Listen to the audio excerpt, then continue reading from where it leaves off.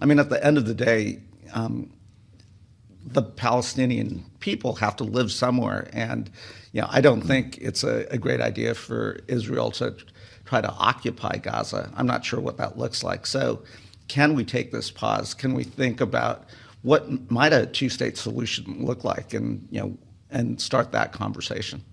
A two-state solution, boy, and it feels far away at the moment. The administration has received a lot of criticism from many progressive Democrats about the way that this war is being comported, even though that it is not the U.S. conducting this battle, but full-throated support for Israel while thousands of Palestinian civilians die. You can look at this one way or the other. It's very easy to blame Hamas in this case. The Biden administration would tell you that's what we should do.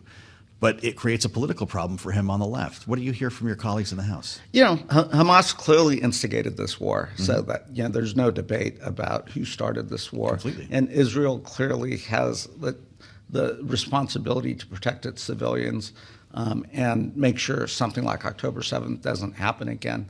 That said, you do see the massive humanitarian crisis taking place, the loss of life. It's heart-wrenching to see children being pulled out of rubble and so forth. So, I think President Biden's been very clear in the U.S. focus. Obviously, we will continue to help Israel secure its security, moving the aircraft carriers into the region. We are making sure this doesn't extend or expand into another front. So that is also clear to our mission. And then, the attacks on our troops and others in the region, we have to respond to that as well. Well, what are you hearing on your committees? And I suspect it's both of them at this point, but I imagine that the Intelligence Committee has been quite a wealth of information, most of which you probably cannot share with me right now.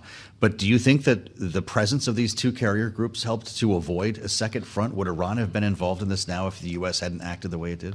I think moving the assets very quickly has really, there's an initial concern about Hezbollah perhaps getting involved here. We haven't really seen that. You've seen missile launches and so forth, but not a full-scale involvement. And then you have Iranian proxy groups in Syria, in Iraq, the Houthi rebels in Yemen.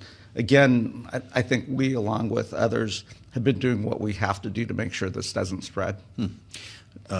Many have suggested, and it's not just now, it's part of being the president of the United States. There are things that the president knows that we will never imagine. And people question the president's demeanor when he walks into a room. Why does he look tired today? Why does he seem angry with reporters?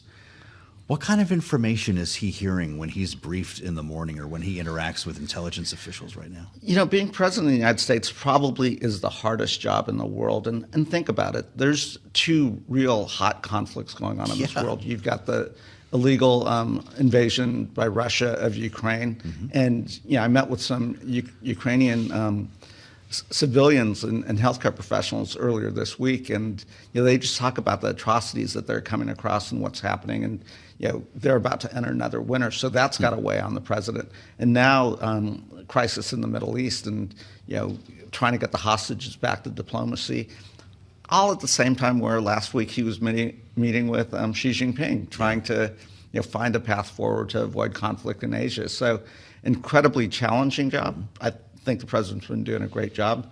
This is why they say it's not for the faint of heart, or not necessarily for an old man. Do you worry about his ability to do that for another 4 years? I think he's been a great president, and you don't hear people criticizing the job.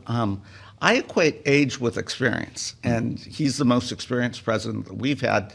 And I think the voters should look at his record of achievement. And if you look at that record of achievement, we've got the strongest economy in the world. Unemployment is way down. Wages are rising.